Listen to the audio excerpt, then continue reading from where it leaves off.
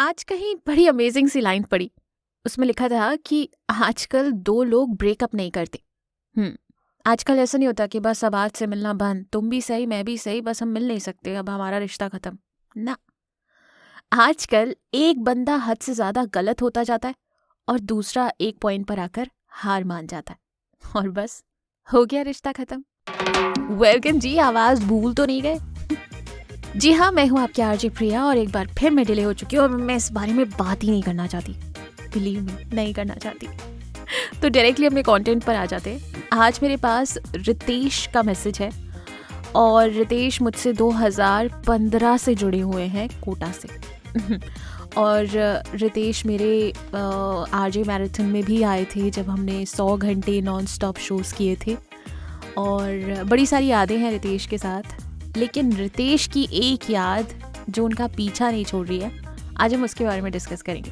रितेश ने मुझे बहुत ही प्यारे जेस्चर के साथ एक हैंड रिटन लेटर लिखा है और उस लेटर के फ़ोटोज़ उन्होंने मुझे भेजे हैं जिसमें उनकी प्यार की कहानी है। ये कहानी वो हम सबके साथ शेयर करना चाहते हैं और चाहते हैं कि ये कहानी उस तक भी पहुँचे जिसके लिए ये है। तो आइए बिना किसी इंतज़ार के शुरू करते हैं रितेश की कहानी। To RJ Priya, subject, request to share my love story. Dear Priya Di, I hope this message finds you well. I am writing to you with the hope of sharing my love story on your esteemed platform. Your show has always inspired me, and I believe my story might resonate with your listeners too.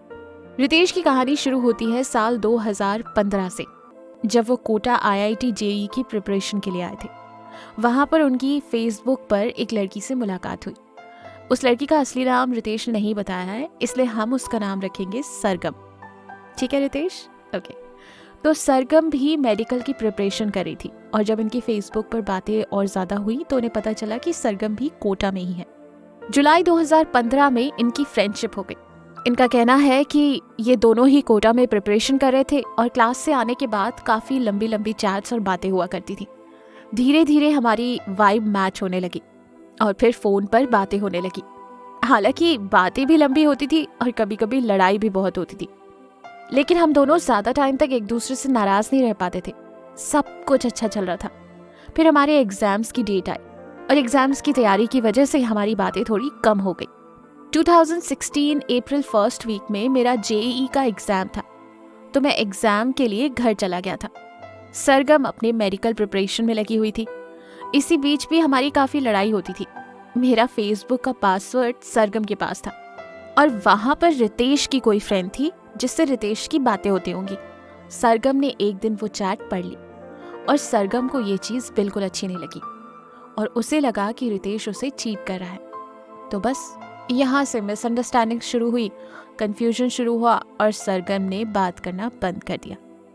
हालांकि इनकी दोबारा से मुलाकात हुई 2 साल बाद और जब सरगम कॉलेज में थी और फिर से बातचीत शुरू हुई, लेकिन तब तक सरगम काफ़ी बदल चुकी थी और हालांकि बात अच्छी होती थी, लेकिन जो रितेश के दिमाग में और दिल में था वो अब सरगम के दिल में बिल्कुल नहीं था।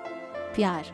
रितेश आज भी सरगम से प्यार करते हैं। इट्स लाइक 2024 ऑलमोस्ट फिनिश हो रहा है, तो मतलब ऑलमोस्ट 10 साल हो रहे हैं। लेकिन रितेश का कहना है कि वो अभी तक सरगम को नहीं भूल पाए और अभी भी सरगम को कन्वेंस करते हैं, अभी भी उम्मीद करते हैं कि शायद वो बात करिए तो वो वापस आ जाएगी, शायद उसे समझ आ जाएगा।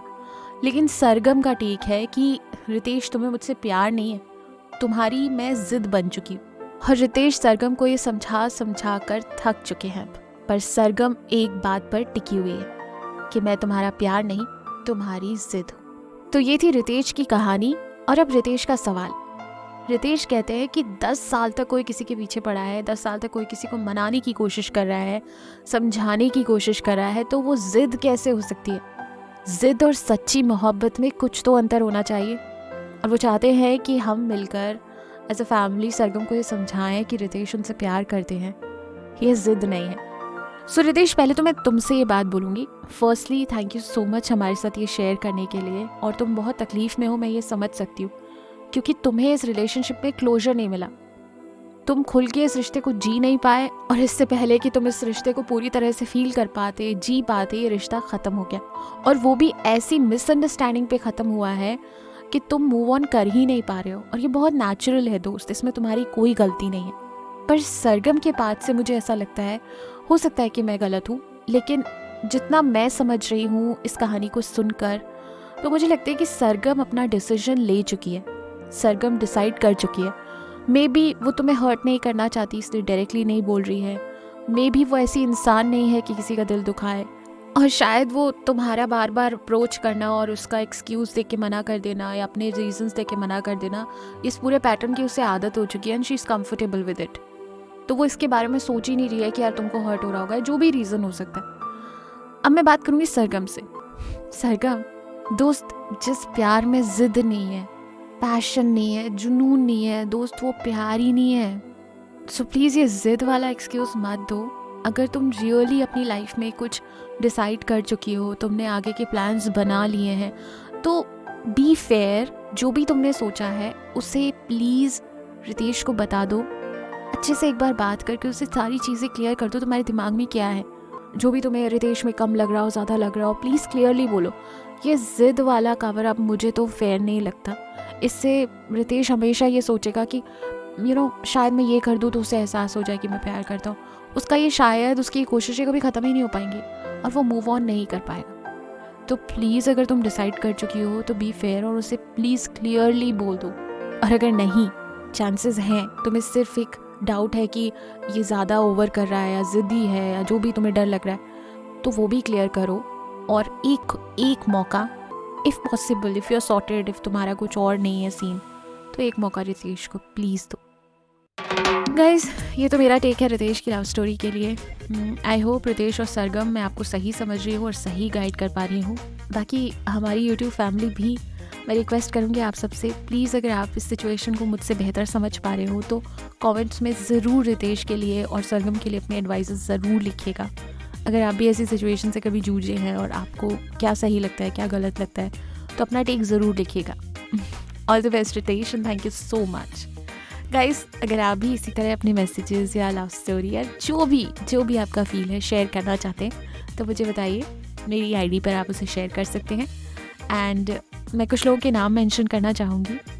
सबसे पहले दीपक, मुकुल आनंद, रितेश, ये कुछ लोग हैं जो मुझे कभी भी हारने नहीं देते, रुकने नहीं देते, हमेशा मुझे पोक करते रहते हैं, दीदी वीडियो का है, दीदी वीडियो का है।